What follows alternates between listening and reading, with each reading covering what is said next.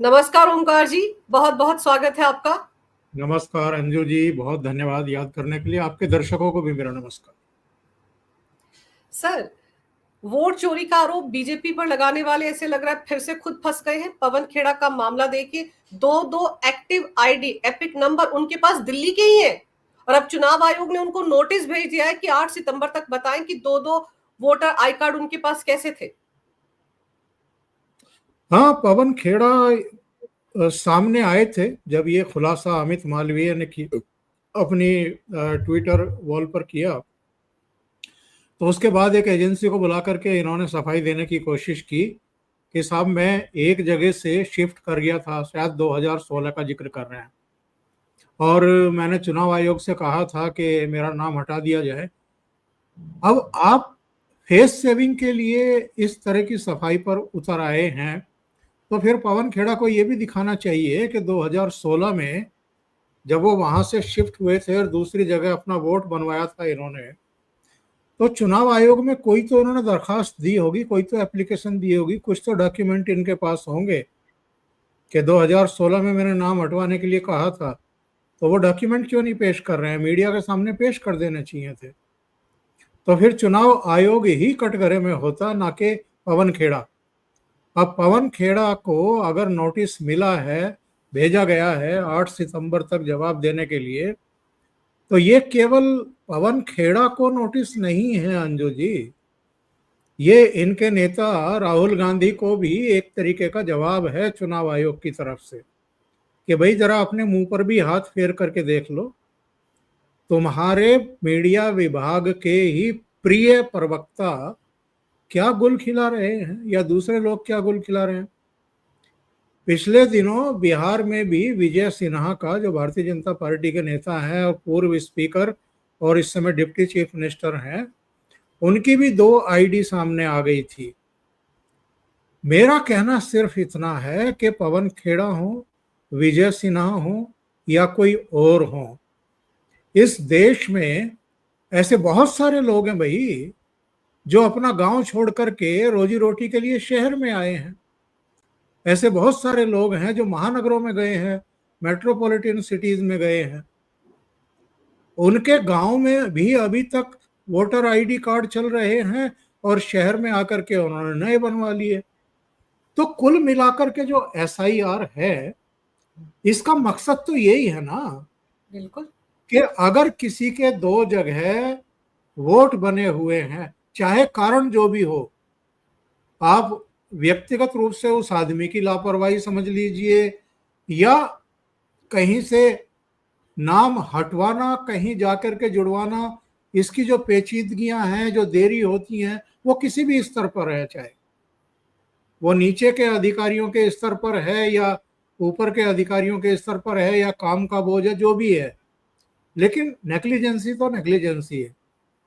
उसको दूर करने के लिए जो भी व्याधियां हैं, जो भी परेशानियां हैं, जो भी शिकायतें हैं, और अगर डबल नाम है, 2 जगह आपके एपिक कार्ड बने हुए हैं, नंबर हैं आपके पास, या आप कहीं शिफ्ट कर गए हैं, या परमानेंटली आप धरती छोड़ गए, देश छोड़ गए, राज्य छोड़ गए और ऊपर चले गए, तो आपका नाम क्यों नहीं कटना चाहिए मतदाता सूची से?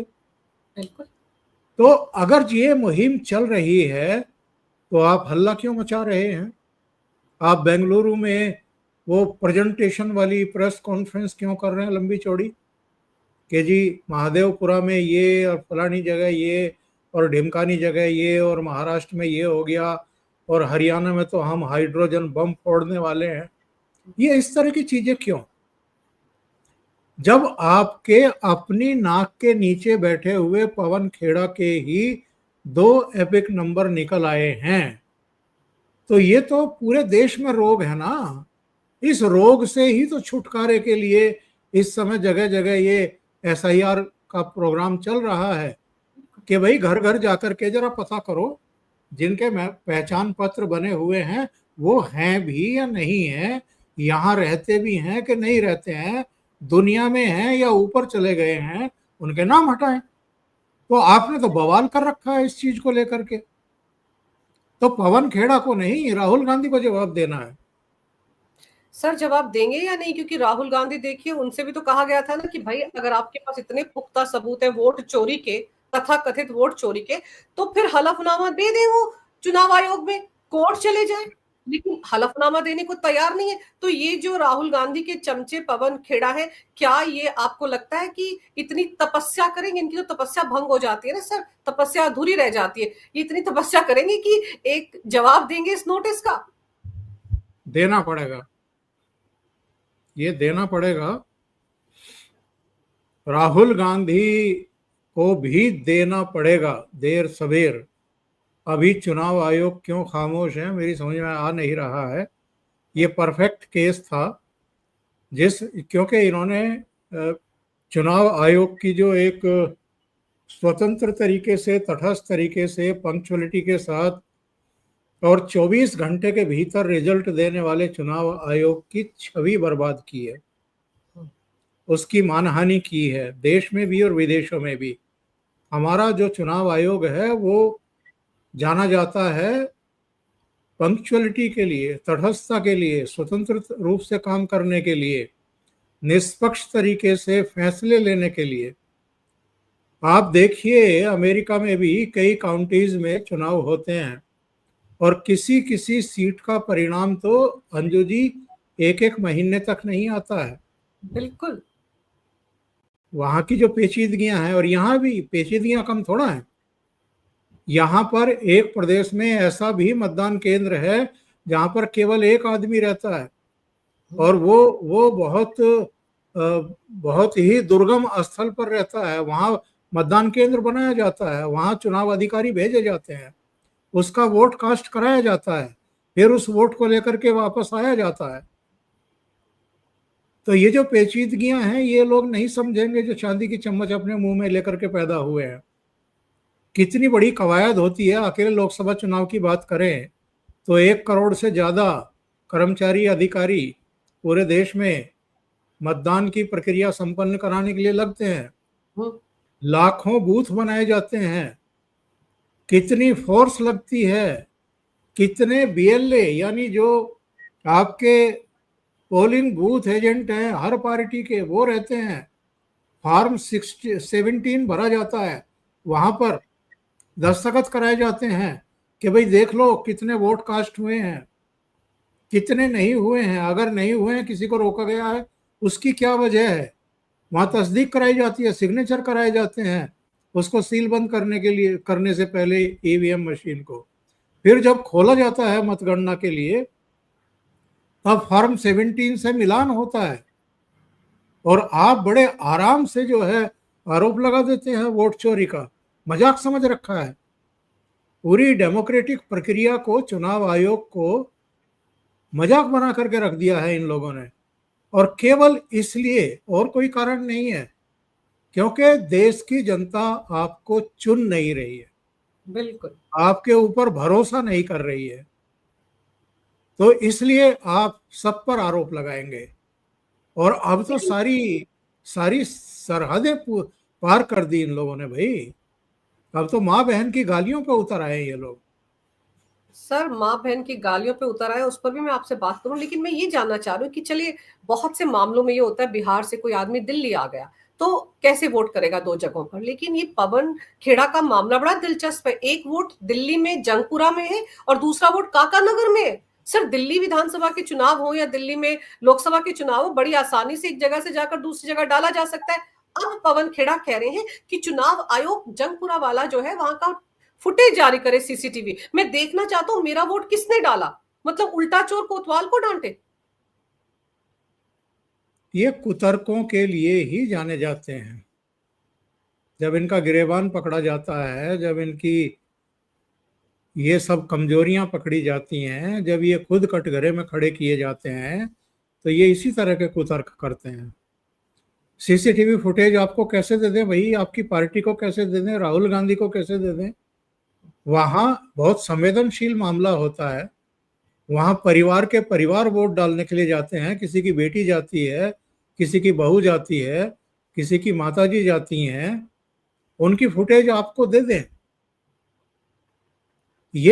ये केवल और केवल चुनाव आयोग की प्रक्रियाओं के लिए होती है, और कुछ ऐसी चीजें, ऐसे आरोप कई बार लग जाते हैं, उसके प्रमाण के लिए ये सीसीटीवी फुटेज रखी जाती है, वो भी 45 दिन के लिए, और डॉक्यूमेंट भी, तमाम चीजें भी केवल 45 दिन के लिए। 45 दिन में अगर आपकी आंखें नहीं खुल रही हैं और हरियाणा के बारे में हाइड्रोजन बम अब आप अपने जेब से निकाल करके सामने रखना चाहते हैं, अरे तो भाई हरियाणा का चुनाव कब आया था, नतीजा कब आया था, वहां सरकार कब बनी थी, वहां तो सेशन हो चुके विधानसभा के, अब तुम हाइड्रोजन बम की बात कर रहे हो। तो जो शर्तें हैं, जो नियम हैं, जो कायदे हैं, जो कानून है कि 45 दिन में आप बताइए क्या है आपको परेशानी, तब सो रहे थे क्या कानों में तेल डाल करके, या कुंभकर्ण है क्या, अब नींद खुली है जब 6 महीने गुजर गए। तो ये सिर्फ और सिर्फ ड्रामा किया जा रहा है और कुछ नहीं है, लोगों का ध्यान भटकाने के लिए। और क्या क्या कहा था, पार्लियामेंट में खड़े होकर के कहा था कि ऐसा भूकंप आएगा, फिर कहा गया कि एटम बम जिसके बाद चुनाव आयोग दिखाई नहीं देगा। अब कह रहे हैं कि हाइड्रोजन बम है, प्रधानमंत्री मोदी पूरे देश को अपना चेहरा नहीं दिखा पाएंगे, चेहरा छुपाते घूमेंगे। मतलब ले दे करके चाहे जो हो, लेकिन आपको प्रधानमंत्री पर ही निशाना साधना है, लेना एक ना देना दो। अरे भाई कहाँ राजा भोज और कहाँ गंगू तेली। तो वो जो प्रधानमंत्री दिन रात 24/7 365 डेज सिर्फ और सिर्फ देश के लिए लगे हुए हैं, एक दिन छुट्टी नहीं लेते हैं, तुम उनकी छवि मलिन करोगे। इस देश ने तय कर लिया है कि जो आदमी ना जिस आदमी को अपने जीजाओं के घर भरने हैं, ना जिनको अपनी बहन को सांसद चुनवाना है, ना जिनकी माँ ने कभी ये चिंता की कि मेरा बेटा और मेरी बेटी सेट हो जाए, वो तो ऐसी फैमिली से आते हैं जिनको उनकी फैमिली के सदस्यों के बारे में, उनके नाम के बारे में भी जानकारी नहीं, ये भी जानकारी नहीं है कि इनका कौन सा भाई क्या काम करता है। तो ऐसे लोगों पे आप आक्षेप करोगे, तुम्हारे तो सारे खानदान के बारे में सब जानते हैं। तुम्हारे जीजा जी जिनके खिलाफ आरोप पत्र दाखिल हो चुका शिकोहपुर वाले मामले में, और अभी तो कई मामले हैं जिनकी जांच पड़ताल चल रही है, खुद तुम्हारी मम्मी के बारे में चार्जशीट पेश हो चुकी नेशनल हेराल्ड केस में। 2000 करोड़ की तो संपत्ति अकेले दिल्ली में है, पूरे देश में ये संपत्ति करीब 5000 करोड़ की बताई जा रही है। किस तरीके से हड़पने की कोशिश की गई है, और ऐसे बहुत सारे मामले हैं, बहुत सारे खुलासे हैं। चीन के साथ आपने क्या MOU साइन किया था, आज तक आपने देश को विश्वास में नहीं लिया। तो आप जब भी विदेश जाते हैं उसके बाद कुछ ना कुछ देश में बवाल होता है, तो हर बार एक टूल किट लेकर के लौटते हैं। कभी कहते हैं कि पूरे देश में केरोसिन छिड़का गया है, दियासलाई दिखाने की जरूरत है, कभी कहते हैं कि भूकंप आएगा, कभी कहते हैं आर्थिक सुनामी आएगी, कभी कहते हैं हाइड्रोजन बम है। आप कभी कोई देश के बारे में अच्छी बात करते हैं क्या? सर एक और मुद्दा जो इनके गले की फांस बनने वाला है वो है प्रधानमंत्री जी की स्वर्गीय माता जी का, जिस तरह से गाली गलौज किया गया, और आज हम सब ने सुना किस तरह से भावुक होकर प्रधानमंत्री उस मुद्दे पर बोल रहे थे। राहुल गांधी कहते हैं ना कि मंच पर नहीं थे, चले गए थे। सर एक माफी मांग लेने से आदमी घिस जाता है क्या, छोटा बन जाता है? अगर वो कह देते कि मेरी गैर मौजूदगी में मंच से किसी ने कुछ कह दिया, मैं माफी मांगता हूं, तो मामला सुलझ सकता था। लेकिन अब ये मामला तो बहुत आगे बढ़ गया है। ये वीर सावरकर थोड़ा है जो भी माफी मांग लेंगे, ये तो राहुल गांधी है। यही कहा था ना कि मैं वीर सावरकर, जो सुप्रीम कोर्ट में माफी मांगेंगे। नहीं, कहां नहीं मांगी है, कई बार माफी मांग चुके हैं, लेकिन डायलॉगबाजी और बार बार वीर सावरकर जैसे महापुरुष और महान स्वतंत्रता सेनानी को अपमानित करना, जो कितने सालों तक काला पानी की सजा पाए थे, 2 जीवन का काला पानी की सजा पाए थे, अकेले हैं ऐसे। और इनके नाना पड़नाना वो तो महल नुमाए नजरबंदी में रहे हैं, जहां टेनिस से लेकर के और स्विमिंग पूल तक और सारी सुविधाएं, अखबार से लेकर के, और खुद राहुल गांधी ने ही अभी कहा है कि अंग्रेजों के फोन आते थे नेहरू जी के पास जब वो जेल में थे। यानी फोन की भी सुविधा उपलब्ध थी इनके नाना पड़नाना को, गांधी जी को। वीर सावरकर को तो नहीं थी, दूसरे लोगों को तो नहीं थी। और ये किस तरह की बातें करते हैं। इनके कार्य ये मंच पर थे या नहीं थे, वो मंच किसके लिए सजाया गया था, इनके लिए। वहां कार्यकर्ता किसके थे, वहां स्वागत करने वाले कौन लोग थे, वहां माइक पर कौन चिल्लाया था प्रधानमंत्री मोदी जी की मां के बारे में गालियां दे करके, किसके सपोर्टर थे वो।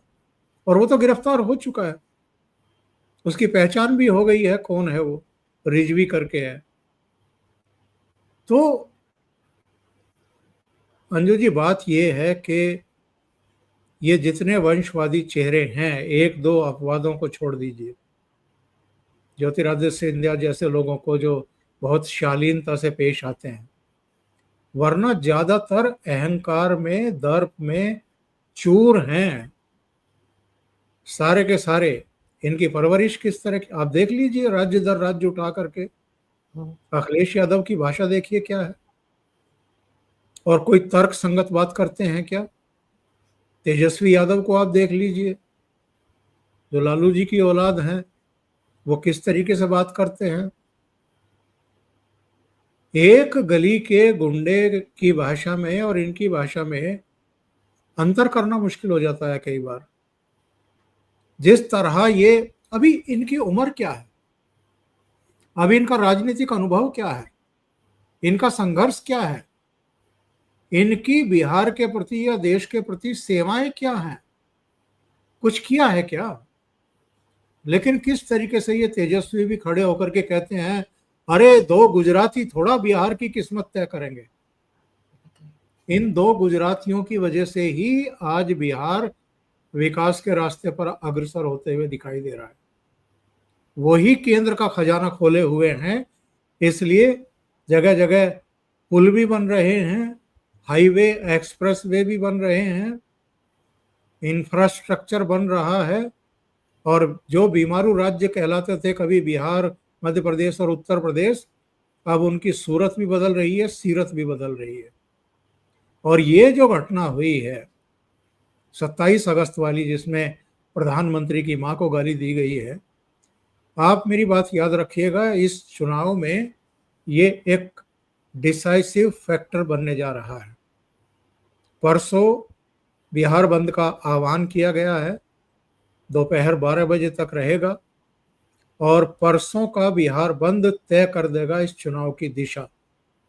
और मुझे लगता है कि अभी तो प्रधानमंत्री बिहार गए नहीं हैं, जापान और चीन की यात्रा से लौटने के बाद। अभी तो आज वर्चुअली एक कार्यक्रम में जुड़े हुए थे, जिसमें 35-36 मिनट का उनका भाषण था। इस मुद्दे पर वो थोड़ा सा ही बोले हैं। जब वो बिहार जाएंगे तब लोगों की भावनाएं देखिएगा। आज भी हम देख रहे थे, एक एजेंसी ने वीडियो विजुअल जारी किया है जब प्रधानमंत्री बोल रहे थे अपनी माँ के बारे में, और माँ जो और उन्होंने ये कहा, ये अंडरलाइन किया कि वैसे तो पूरे देश में और पूरी दुनिया में ही माँ को एक विशेष स्थान पर रखा गया है, और माँ जैसे त्याग, माँ जैसी वो क्या कहते हैं कि बिना किसी लोभ लालच वाला रिश्ता, किस तरीके से बच्चों के लिए, जब बच्चे बच्चे नहीं रहते हैं, बड़े हो जाते हैं, तब भी वो चिंता करती है।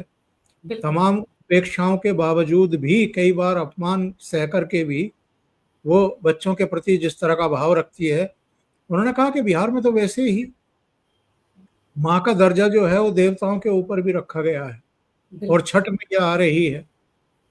इस बीच जो है आपके नवरात्र भी आ रहे हैं, तो इसमें भी देवियों की ही पूजा की जाती है। तो उन्होंने जिस तरीके से इस चीज को जोड़ा है, इन चीजों से पर्वों के साथ जोड़ा है, और जो भावनाएं हैं लोगों की माँ के प्रति, उसको एक तरीके से उन्होंने उकेरने की कोशिश की। आप ये देखिएगा, ये एक बड़ा मुद्दा बनने जा रहा है। वैसे ही बिहार से जो सूचनाएं आ रही हैं, वो महाराष्ट्र की तर्ज पर ही जा रहा है, उसी दिशा में जा रहा है। जिस तरीके से लोगों ने महाराष्ट्र के बारे में कल्पना नहीं की थी कि सारा विपक्ष मिलकर के भी 50 सीटें क्रॉस नहीं कर पाएगा, मुझे लगता है बिहार में भी इस बार ये आरजेडी, कांग्रेस, वामपंथी, ये सब मिलकर के अगर 50-55 सीटें पहुंच जाएं तो बहुत बड़ी बात होगी। ऊपर से इस तरह के कांड कर रहे हैं। और फिर सर, अभी मैं आपको राहुल गांधी का एक बयान याद दिलाऊं। अभी कल की बात है, जब वो रैली वैली कुछ कर रहे थे, ये यात्रा जो इन्होंने घुसपैठिया बचाओ यात्रा निकाली थी, उसके समापन पे जो बात कर रहे थे, एक पत्रकार ने सवाल पूछा कि पीएम मोदी चाइना से वापस लौट रहे हैं, तो राहुल की शब्दावली देखिए, वोट चोर। अरे, चाइना में भी वोट चोर, कुर्सी छोड़ के नारे लग गए हैं। उसको हाईलाइट कीजिए ना आप लोग, उसको हाईलाइट कीजिए। ये राहुल गांधी बोल रहे थे, और किसके लिए बोल रहे थे? देश के प्रधानमंत्री के लिए, जो विदेश दौरे पर है, पूरी दुनिया में जिनके नाम का डंका बज रहा है, उनके बारे में वो ये कह रहे थे। और कौन कह रहा था? जो एलओपी है, लीडर ऑफ ऑपोजिशन है लोकसभा का। आपको कहीं से भी लगता है कि ये नेता प्रतिपक्ष हैं, या इनकी बॉडी लैंग्वेज, या इनकी अपनी लैंग्वेज, या इनकी जानकारी, या इनका शिष्टाचार, कहीं से भी आपको लगता है कि ये एलओपी के लायक हैं, या कहीं से भी लगता है कि ये राजनीति में रहने के लायक हैं, या ये राजनीति के लिए या सार्वजनिक जीवन के लिए बने हैं? ये कहीं से भी लगता है? कोई एक्ट, कोई बयान, कोई सदाचार भरा कोई ऐसा जेस्चर, जो लोग इस देश के राष्ट्रीय पर्व का बहिष्कार कर सकते हैं, 15 अगस्त का, उनके बारे में आप इस तरह की अपेक्षा कैसे कर सकते हैं कि वो इस देश के प्रधानमंत्री का सम्मान करेंगे?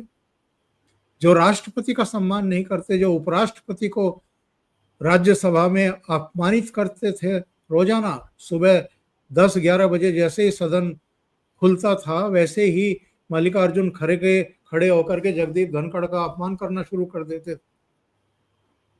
जो स्पीकर का अपमान करते हैं, बोलने दीजिए, मुझे बोलने दीजिए, ऐसे झिड़कते हैं स्पीकर को। ये तो ओम बिरला का बड़प्पन है, समझदारी है कि वो उसी समय इनको सदन से बाहर नहीं करते। मुझे ये बताइए अंजू जी, कौन सा संवैधानिक संस्थान है जिस पर इन्होंने आक्षेप नहीं लगाया? ये लंदन में बैठे हों, ये वॉशिंगटन में बैठे हों, ये देश में यात्राएं कर रहे हों, इनका पहनावा देख लीजिए आप। इनका पहनावा क्या है? क्या सदन की गरिमा, संसद की गरिमा के अनुरूप इनका पहनावा रहता है? इनकी बॉडी लैंग्वेज रहती है? जहां ये बैठते हैं, जिस तरह से बैठते हैं, ये हाथ फैला करके ऊपर पुष्ट पर, ऐसे तो कोई अपने ड्राइंग रूम में भी आमतौर पर नहीं बैठता है। अगर ड्राइंग रूम में आपके यहाँ 2-3 मेहमान आकर के बैठ जाएं, तो आप खुद भी टांग पर टांग रख करके बैठना पसंद नहीं करेंगे। बिल्कुल। और ये सदन के भीतर टांग पर टांग रख करके बैठते हैं। आपको लगता है कि ये देश का जो डेमोक्रेसी के पिलर्स हैं, उनका सम्मान करते हैं? ये पूरी तरीके से, वो कहते हैं ना कि अगर मुझे नहीं मिला है तो मैं पूरी तरीके से डिस्ट्रॉय कर दूंगा। जैसे एक बिगड़ैल और बददिमाग तथाकथित प्रेमी, हालांकि वो प्रेमी की श्रेणी में आता नहीं है, क्योंकि प्रेम जो है वो तो त्याग का नाम है।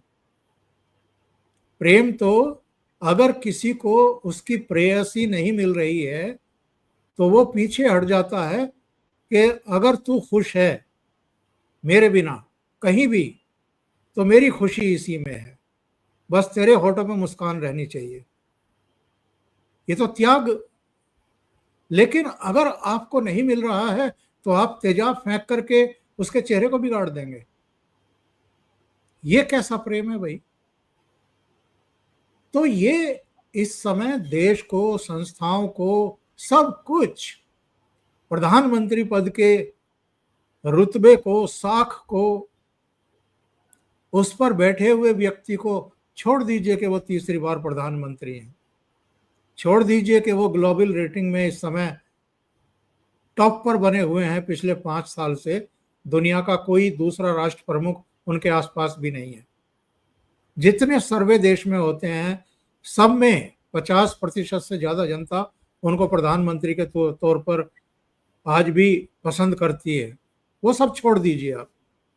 लेकिन ये तो जैसे वो नक्सली होते हैं, अर्बन नक्सली होते हैं, जो डेमोक्रेटिक प्रक्रिया में, सिस्टम में, लोकतंत्र में विश्वास ही नहीं रखते। वो बंदूक के बल पर, अराजकता के बल पर किसी भी तरीके से सत्ता को हथिया लेना चाहते हैं। यही मेंटेलिटी तो मुस्लिम देशों की है। आप देख लीजिए, ज्यादातर में जो है वहां लोकतंत्र थोड़ा है, वहां लोकतंत्र कभी पनप ही नहीं सकता है। तो यही मेंटेलिटी इनकी है कि अगर जनता नहीं चुन रही है, अगर हमारी कोशिशें सफल नहीं हो रही हैं, तो हम साजिशें करेंगे, हम सबको मटिया मेट करेंगे, हम सबकी इज्जत, सबकी टोपी उछालेंगे। तो वही तो ये कर रहे हैं। तो इनसे आप ये अपेक्षा करें कि ये श्री नरेंद्र मोदी कहेंगे या मोदी जी कहेंगे। इन्होंने तो कभी मनमोहन सिंह का सम्मान नहीं किया। मुझे बताइए, मनमोहन सिंह की अंत्येष्टि हुई और अगले दिन खबर आई कि राहुल गांधी नए साल की छुट्टियां मनाने के लिए विदेश रवाना हो गए। हैं क्या संस्कार इनके पास? पता है क्या इनको कि भारत की संस्कृति क्या है या सभ्यता क्या है? वैसे तो ये कहते थे कि मेरे पॉलिटिकल मेंटोर हैं मनमोहन सिंह। मेंटोर एक दिन अंत्येष्टि हो रही है, अगले दिन आप विदेश घूमने निकल जाते हैं। सर वो विदेश में थे और वो अध्यादेश जिसके चलते लालू फंस गए थे, वो अध्यादेश किसने फाड़ा था? प्रेस क्लब ऑफ इंडिया में बैठकर इन्होंने ही फाड़ा था ना। तो इतना लिहाज तो कर लेते कि प्रधानमंत्री जब विदेश में होते तो इस तरह की हरकतें ना करें। अपनी सरकार का ही वो अध्यादेश फाड़ दिया था। लेकिन सर ये जो यात्रा थी, घुसपैठिया बचाओ यात्रा, राहुल गांधी की पार्टी का तो ना 3 में है ना 13 में है, बिहार में उनका तो कोई लेना देना ही नहीं, वजूद ही नहीं है। लेकिन इस यात्रा से आपको लगता है कि तेजस्वी को कोई फायदा होने वाला है? क्योंकि इस यात्रा के खत्म होने के बाद तेजस्वी एक हाईवे पर, पुल पर खड़े होकर नाच कर रहे थे, रील बना रहे थे अपने भांजे के साथ। 2017 में उत्तर प्रदेश में यूपी के 2 लड़के घूमने निकले थे ना पूरे उत्तर प्रदेश में, और पूरा लुटियन मीडिया, इकोसिस्टम, देश विदेश सब जगह जो है ये एक आभा बनाई गई थी कि वाह, ये 2 लड़के तो अब भारतीय जनता पार्टी की दूर दूर तक संभावनाएं खत्म कर देंगे और फिर से जो है परचम लहराएगा अखिलेश का। क्या हुआ था अंजू जी? 2012 में जब मुलायम सिंह यादव के नेतृत्व में चुनाव हुए थे तो 225 सीटें मिली थी समाजवादी पार्टी को। और जब 2 लड़के घूमे पूरे उत्तर प्रदेश में, कहाँ टिकी थी आकर के समाजवादी पार्टी? 47 सीट, 225 से खिसक करके 47। और कांग्रेस पार्टी जो उससे पहले सदन में 28 सीटें लेकर के हंगामे करने के लायक थी, वो आ गई थी 7 सीटों पर। 28 से 7, 225 से 47। अब 2 लड़के यहां भी हैं साहब, बिहार में भी। नतीजे आने दीजिए, देश को पता लग जाएगा। ये जो डांस करते घूम रहे हैं, ये जो राहुल गांधी इतराते घूम रहे हैं, बदजुबानी कर रहे हैं, हाइड्रोजन बम की बात कर रहे हैं, माँ की गाली दिलवा रहे हैं, नतीजों के दिन इनको पता लग जाएगा। वहां 2 लड़कों का क्या हुआ था और यहाँ 2 लड़कों का क्या होने वाला है, पूरे देश को पता लगेगा।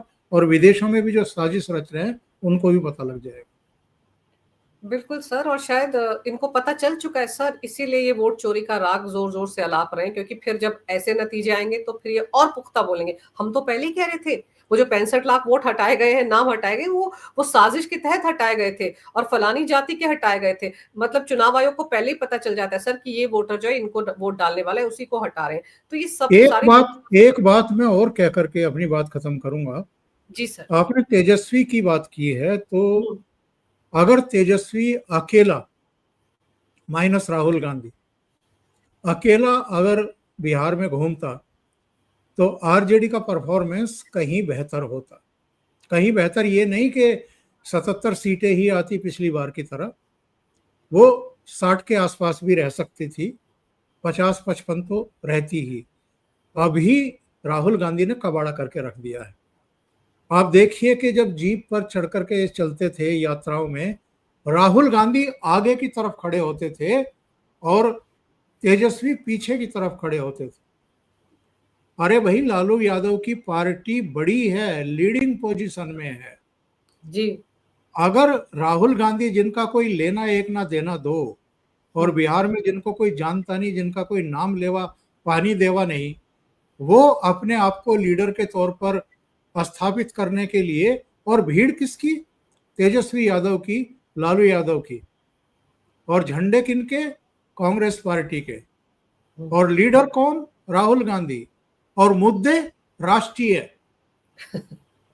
यानी प्रधानमंत्री को निशाना बनाएंगे। आप राष्ट्रीय मुद्दों पर चर्चा करेंगे। यह बिहार का चुनाव है या लोकसभा का चुनाव है? मैं आपको बता रहा हूं, 1.5-2 महीने पहले तक बिहार में जो जंगल राज की शक्ल दिखाई देने लगी थी, अस्पताल में घुस करके एक गैंग ने दूसरे गैंगस्टर को गोलियों से उड़ाया था। गांधी मैदान के पास एक व्यवसायी को गोलियों से भून दिया गया था। बिहार के अलग अलग जिलों में हत्याएं होनी शुरू हुई थी। वो कौन करा रहा था, उसके पीछे क्या हेतु था, वो छोड़ दें हम। लेकिन एक मुद्दा था कि भाई, आप हमारे जंगल राज की बात कर रहे हो, तुम्हारे राज में क्या है? वो सारे मुद्दे इस पूरी यात्रा के दौरान कहीं आपको सुनाई पड़े क्या? बिल्कुल नहीं। तेजस्वी की तरफ से सुनाई पड़े हों, राहुल की तरफ से सुनाई पड़े हों? जो लोकल मुद्दे हैं बिहार के, वो तो गायब हो गए। बिल्कुल। राष्ट्रीय मुद्दों पर चुनाव लड़ेंगे। आप नरेंद्र मोदी को क्रिटिसाइज करके चुनाव जीतेंगे? भूल जाइए। तो इसलिए मैं कह रहा हूं कि तेजस्वी यादव का तो बेड़ा गर्क करके ये दिल्ली लौट रहे हैं। और तेजस्वी यादव नाच गा रहे हैं, उनको जैसे लग रहा है कि उन्होंने बहुत बड़ा मैदान मार लिया है। अभी तो सीएम कैंडिडेट का नाम अनाउंस नहीं हुआ, खुद तेजस्वी को कहना पड़ा कि नकली और असली सीएम की दुहाई देनी पड़ी अपने लिए, खुद ही कहना पड़ा कि मैं इंडी गठबंधन से सीएम कैंडिडेट हूँ। लेकिन चलिए सर, ऊंट किस करवट बैठेगा ये तो बहुत जल्द पता चलेगा चुनाव के बाद। लेकिन फिलहाल देखते हैं ये जो पवन खेड़ा है, ये चुनाव आयोग के इस नोटिस का जवाब देते हैं या नहीं देते हैं, और अगर देते भी हैं तो उसमें क्या कुछ लिखते हैं, क्या सफाई देते हैं, इस पर सबकी नजरें रहेंगी। लेकिन सर, आपने समय निकालकर इस विषय पर बहुत ही अहम जानकारी मेरे दर्शकों को दी। आपका बहुत बहुत धन्यवाद। नमस्कार। जय हिंद। जय हिंद।